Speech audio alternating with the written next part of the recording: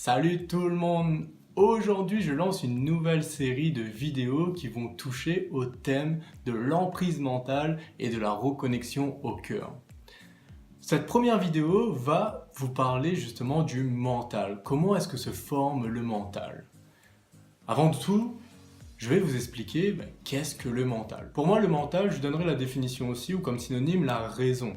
Pour moi, le mental, c'est ce qui définit en fait notre réalité, ce qui nous pousse à vouloir comprendre et analyser ce qu'est la vérité. Et donc, comme tout raisonnement, il faut savoir qu'un raisonnement se base sur ce qu'on peut appeler des axiomes, sur des faits, sur des hypothèses.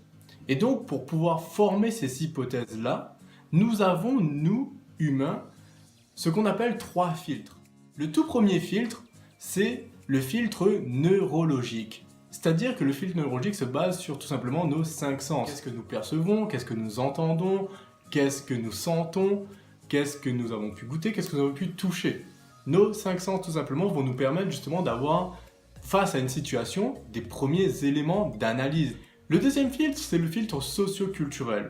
C'est-à-dire que c'est un peu ce que notre environnement, notre culture, notre société nous a appris et qui fait que nous interprétons une situation d'une certaine manière, que nous donnons de l'importance à certaines choses ou pas. Et le troisième filtre que je partage avec vous, c'est justement le filtre personnel.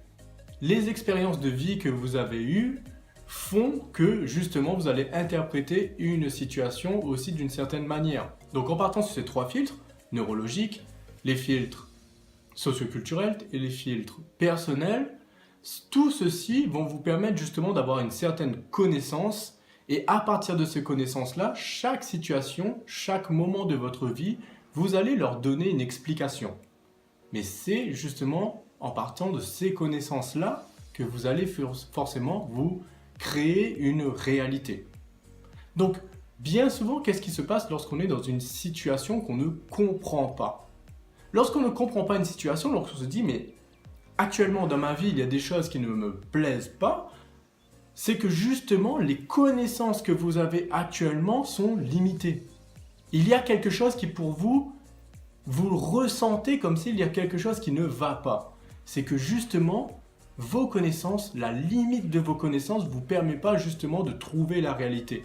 Et il faut donc que vous améliorez ces connaissances. C'est-à-dire que parmi ces 3 filtres, soit votre expérience personnelle, soit votre culture, soit vos sens ne vous ont pas donné les éléments nécessaires pour pouvoir trouver la vérité dans cette situation-là. Et donc pour moi, c'est là où est le problème du mental, si je peux dire. C'est que le mental, il est limité. Le mental ne pourra, dans certaines situations, pas vous donner la réponse que vous recherchez. Donc voilà, si on résume ce que je viens de dire, c'est que la raison, notre mental, c'est ce qui explique la vérité. C'est ce qui pour nous permet de comprendre et d'analyser la réalité. On utilise pour cela 3 filtres, le filtre neurologique, le filtre socioculturel, le filtre personnel pour pouvoir acquérir des connaissances qui nous permettent justement de définir notre réalité.